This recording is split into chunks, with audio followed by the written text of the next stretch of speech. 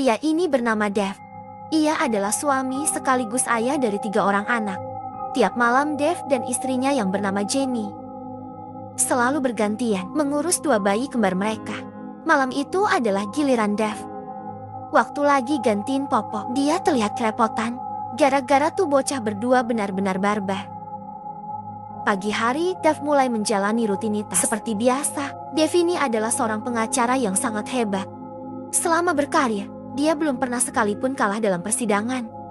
Di kantor, Dave bertemu dengan salah satu pegawai cantik bernama Sabrina. Dave ini sebenarnya suka sama si Sabrina dan berharap suatu saat nanti mereka bisa pacaran. Tapi Dave sadar, hal itu nggak bakal mungkin terjadi karena dia udah punya istri.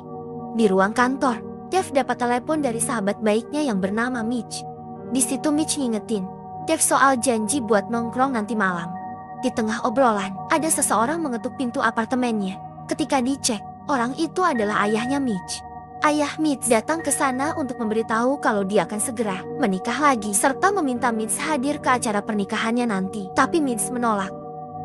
Dia enggak rela ngelihat ayahnya nikah lagi, terus melupain ibunya yang udah meninggal.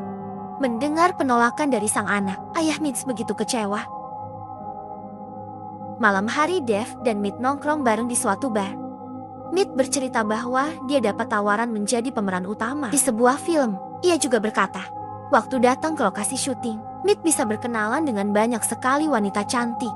Ketika mereka berdua pulang, Dave mengatakan kalau dia diri dengan kehidupan Mitch yang bisa bebas pacaran sama wanita mana aja. Sedangkan Dave setiap hari harus sibuk kerja dan ngurus anak-anak barbarnya. Namun Mitch bilang bahwa Dave harus lebih bersyukur bisa punya segalanya, karir bagus, istri cantik, serta 3 anak lucu. Di tengah jalan, Dave dan Mitch kebelet pipis. Mereka berdua pun pipis di sebuah kolam dengan hiasan patung dewi. Waktu ngencing, mereka saling mengungkapkan kalau Mitch iri dengan kehidupan Dave, sementara Dave juga iri dengan kehidupan Mitch. Pas lagi enak-enaknya ngencing, tiba-tiba lampu di seluruh kota mati.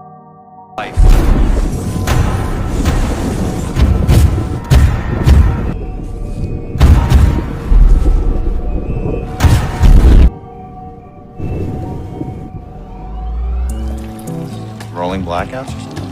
This is very steamy. Yeah. Good to go? Oh, yeah. You drive? Dan yap keesokan harinya, saat baru bangun tidur, langsung teriak karena ngelihat Jamie lagi nyusuin anak.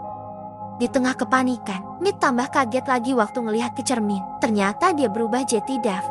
Di sisi lain, Dave juga kaget kenapa dia ada di kamarnya Mitch. Enggak lama kemudian, terdengar suara orang gedor-gedor pintu. Pasti Dave buka. Dia tambah kaget lagi, ngelihat tubuhnya sendiri ada di depannya. Look at this. It's you. And this is all me. You're welcome. Setelah menjelaskan apa yang terjadi pada Dave, sadar pasti tubuh mereka berdua tertukar ketika semalam pipis di kolam. Dave dan Mitch segera pergi ke kolam itu lagi. Sayangnya saat sampai di sana, ternyata kolam tersebut baru aja dipindahkan. Salah satu pekerja mengatakan, kalau mau tahu di mana lokasi kolamnya dipindahkan, maka mereka harus bertanya ke kantor pemerintah kota. Dave bersama Mitch bergegas pergi ke sana. Di bagian administrasi, seorang karyawan memberitahu bahwa informasi tentang kolam tersebut nggak muncul dimanapun. Pas ditanya kenapa nggak muncul, karyawan itu menjawab, dia nggak bisa pakai komputer tuh. Ibu-ibu lalu nyuruh mereka berdua buat balik lagi besok kalau orang yang bisa pakai komputernya udah datang. Mitch di situ berusaha nahan emosi. Beruntung Dave langsung nyeret dia keluar sebelum ribut. Di luar gedung, Dave baru ingat, sebentar lagi dia ada rapat. Sedangkan Mitch juga harus syuting film. Merasa udah kepepet, Mitch memutuskan untuk berakting jadi pengacara, menggantikan Dave. Sementara Dave akan syuting film menggantikan Mitch. Di kantor Mitch justru ngebuat nama Dave jadi jelek. Gara-gara datang memakai baju santai, ngambil beberapa cemilan. Bahkan dalam rapat, Mitch yang gak ngerti apa-apa tentang dunia pengacara, dia ngejawab semua pertanyaan dengan asal-asalan hingga semua orang di sana marah lalu pergi meninggalkan ruangan. Melihat kekacauan tersebut, atasan Dave marah, tapi Mitch ngeles. Dia bilang kalau ini semua emang udah direncanain. Mitch nyuruh sang atasan gak perlu khawatir. Sesampainya Dave di lokasi syuting, dia kaget ternyata syuting yang Mitch maksud selama ini adalah syuting film porno. Dev di situ terus-menerus nolak buat lanjutin syuting. Tapi si sutradara ngancam mecat Dev. Dengan terpaksa, dia harus ngelanjutin syuting tersebut. Sorenya Matt datang ke sekolah balet untuk menjemput anak pertama Dev yang bernama Kara. Saat sedang latihan, Kara dibully oleh salah satu temannya. Anehnya di situ, Kara sama sekali nggak ngelawan. Ketika pulang di dalam mobil, Mick menyuruh Kara ngebales bully Anne temannya tadi. Sebenarnya Kara pengen banget ngelawan tuh bocah, tapi Dev sendirilah yang selalu ngelarang dia. Dev pernah mengatakan, semua masalah bisa diselesaikan secara baik-baik, bukan dengan kekerasan. Mengetahui hal itu, Mick malah nyuruh Kara buat lupain ajaran tersebut dan mulai detik ini, Kara harus nyelesain semua masalah dengan kekerasan. Malam hari Dev sama si Mick janjian di suatu kafe. Di sana Mick menjelaskan apa yang terjadi waktu rapat tadi siang pada Dev. Mendengar semua cerita Mick, ditambah kejadian di lokasi syuting tadi, Dev marahin Mick habis-habisan. Dia benar-benar muak karena Mick cuma bisa nambah beban hidupnya aja.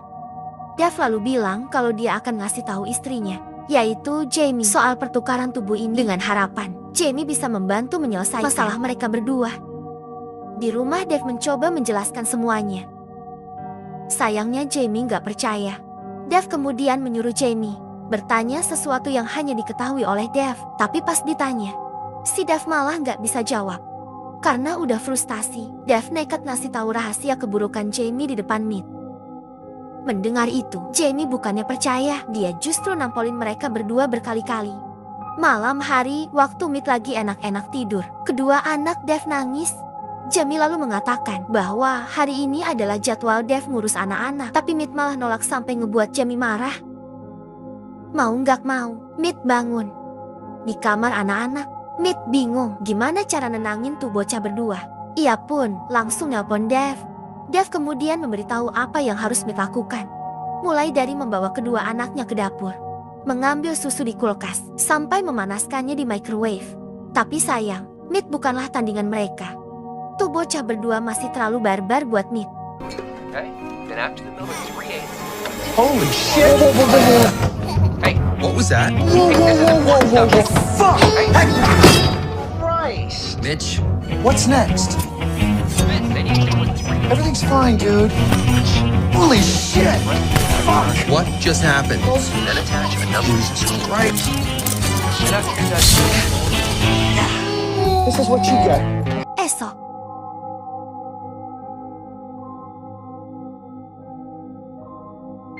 hari Dev datang lagi ke kantor pemerintah kota. Salah satu pegawai di sana menyuruh mengisi formulir pengajuan pencarian barang.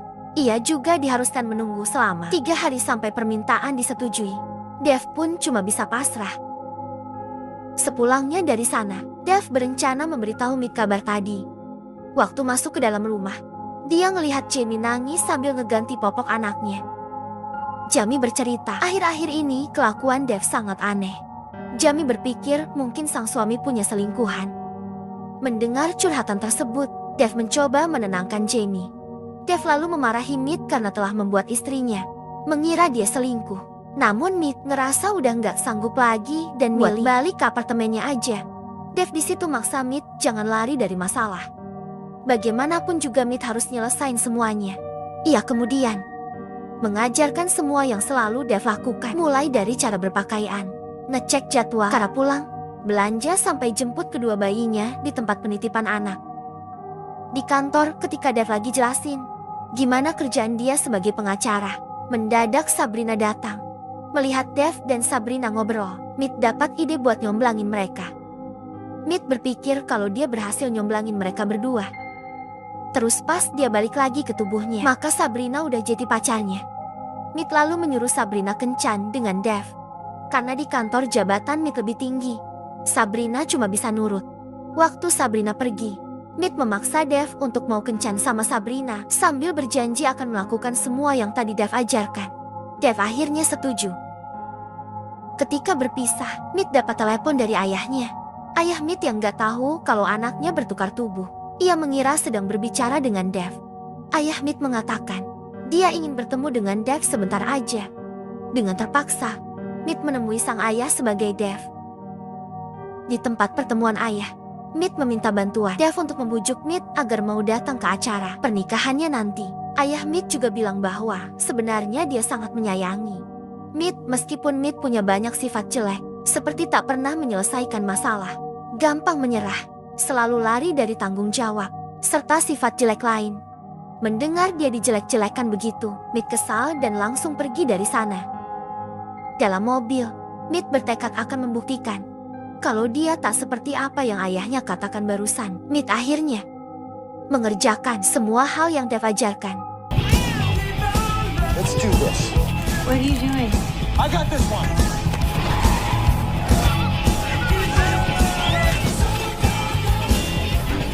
Jadi sekarang siapa yang akan menangis?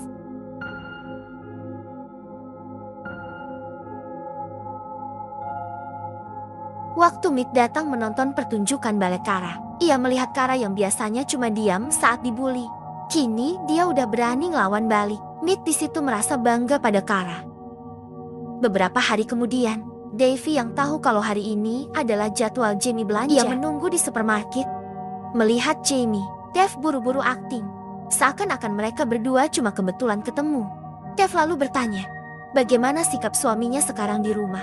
Jamie menceritakan sekarang semua udah baik-baik aja. Suaminya telah kembali seperti dulu lagi. Mendengar cerita tersebut, Dev merasa lega. Kini tak ada lagi beban di hati Dev.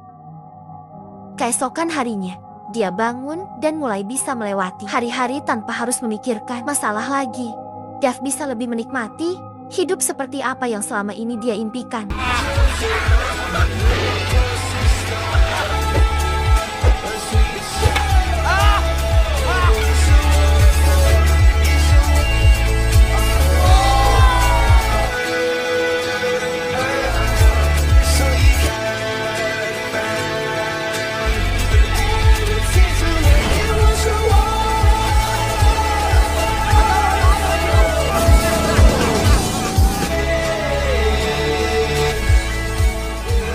Tibalah malam di mana Dev dan Sabrina berkencan. Awalnya Sabrina berat harus kencan sama Dev. Namun selama mereka ngobrol, Sabrina justru merasa sangat nyaman. Ketika akan pulang, Sabrina malah nggak mau buru-buru pisah. Ia lalu mengajak Dev buat bikin tato di tubuh mereka. Di momen itu, perlahan-lahan Sabrina mulai menyukai Dev. Esok hari saat sedang bersiap-siap ke kantor, Jamie mengingatkan Meet kalau nanti malam mereka udah ada janji pergi makan malam berdua di suatu restoran. Ternyata selama ini sebelum tubuh Dev tertukar, Dev selalu sibuk dengan pekerjaannya hingga membuat hubungan mereka berdua renggang. Mitch pun berjanji nanti malam akan datang tepat waktu. Di taman pas Dev lagi main sepatu roda, dia ditelepon pegawai pemerintahan. Orang itu mengabarkan bahwa kolam yang telah mengutuknya udah ketemu. Setelah dapat alamat lokasi kolamnya, Dev segera pergi menemui Meet. Saat sampai di kantor, Dev bertemu dengan Sabrina lagi. Sabrina bilang dia udah beli tiket nonton pertandingan baseball dan ngajak Dev pergi nonton bersama. Gara-gara terus dipaksa Sabrina, mau nggak mau Dev setuju. Dev kemudian memberitahu Matt tentang keberadaan kolam tersebut. Tapi mereka berdua terlihat sama-sama nggak terlalu senang. Meet yang selama ini tak pernah merasakan kehangatan sebuah keluarga serta tak pernah dipuji banyak orang, kini dia bisa merasakan dalam tubuh Dev. Meet lalu beralasan dia tak bisa bertukar tubuh dulu karena dia sekarang sedang belajar untuk rapat mediasi besok. Dev pun setuju, soalnya dia juga udah ada janji sama Sabrina. Mereka berdua memutuskan untuk menunda pertukaran tubuh. Malamnya Meet yang terlalu bersemangat menghadiri rapat besok. Ia terus mempelajari semua bahan rapat. Sampai-sampai dia lupa kalau punya janji sama si Jamie. Sementara di restoran, Jamie terus menunggu kedatangan sang suami hingga larut malam. Esok hari rapat mediasi dimulai. Di ruang rapat, semua rekan kerja Dev terlihat gelisah menunggu hasil negosiasi dengan investor perusahaan mereka. Hingga salah satu pegawai mengabarkan bahwa investor itu hanya mau membeli saham perusahaan dengan harga rendah. Mendengar kabar tersebut, semua kecewa. Tapi Meet punya ide agar si investor mau menaikkan harganya menjadi $100,000 lagi. Idenya yaitu, mereka semua akan menggertak si investor dengan ramai-ramai pergi meninggalkan ruang rapat sambil mengancam kalau permintaan mereka tak disetujui, maka mereka akan mencari investor baru. Atasan Meet yang menilai idenya masuk akal. Mereka semua memutuskan untuk mencoba.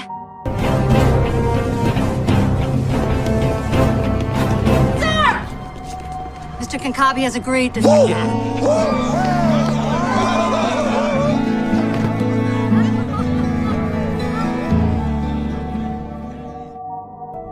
Di sisi lain, Dev dan Sabrina terlihat sedang asik menonton pertandingan baseball bersama. Namun di tengah pertandingan, tiba-tiba turun hujan. Dev lalu ngajak Sabrina ke apartemen Meet. Gara-gara suasananya mendukung, mereka berdua akhirnya.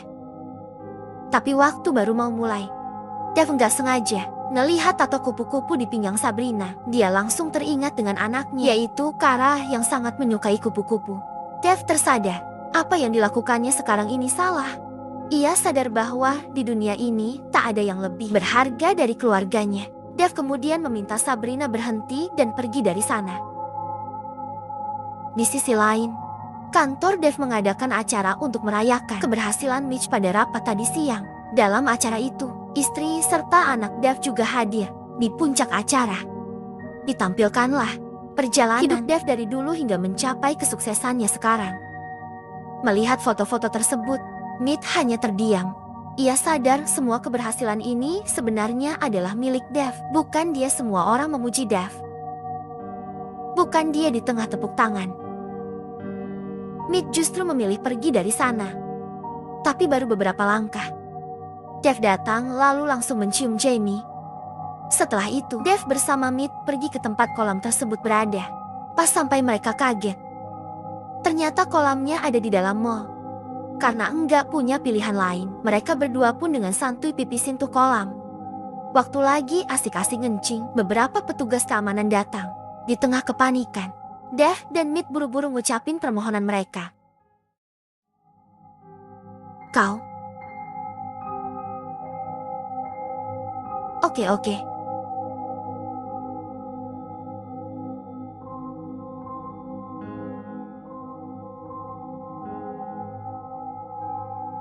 Aku masih. Malam harinya, Dev terbangun akibat mendengar suara tangisan bayi. Ketika membuka mata, dia kaget karena telah kembali ke tubuhnya lagi. Dengan perasaan bahagia, Dev segera membangunkan Jamie. Setelah melewati begitu banyak masalah, Dev kini sadar. Ia berjanji mulai sekarang akan berubah. Berjanji untuk memperbaiki semua kesalahannya di masa lalu, serta berjanji akan lebih memperhatikan keluarga dibanding pekerjaan. Pagi hari, Meet juga senang saat tahu dia udah kembali ke tubuhnya lagi. Tak lama kemudian, Sabrina datang. Ia ke sana untuk meminta maaf soal kejadian kemarin. Meet yang dari awal memang udah suka sama si Sabrina. Dia pun ngajak Sabrina sarapan bareng. Beberapa hari berlalu. Sampailah di hari pernikahan ayah Meet. Sang ayah benar-benar bahagia ketika melihat Meet akhirnya mau datang merestui pernikahannya. Beberapa hari berlalu lagi. Kini giliran Dev dan Jamilah yang mengadakan acara perayaan anniversary pernikahan mereka berdua. Meet bersama Sabrina juga hadir. Meet lalu maju ke depan, menyapa semua tamu undangan sekaligus memberikan pidato ucapan selamat untuk sang sahabat. Di momen itu, Mitch mengungkapkan bahwa dia sangat bersyukur memiliki sahabat seperti Dev. Mitch ingat, dulu Dev pernah bercita-cita menjadi pengacara hebat. Sedangkan dia bercita-cita menjadi seorang pelatih lumba-lumba. Sayangnya, kini Mitch berakhir hanya menjadi artis film dewasa. Namun apapun kekurangan mereka berdua, Mitch dan Dev tetap menjadi sahabat yang akan selalu saling mendukung satu sama lain. Film berakhir.